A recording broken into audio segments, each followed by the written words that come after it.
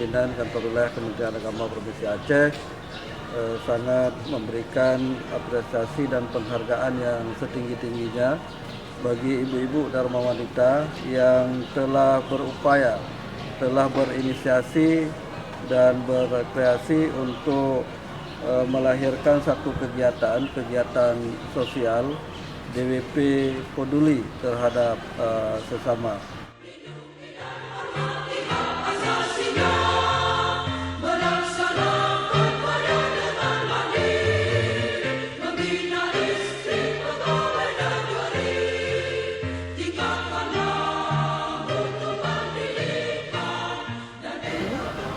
Alhamdulillah sumbangan sosial dari Dharma Wanita Persatuan Kantor Kementerian Provinsi Aceh sudah tersalurkan.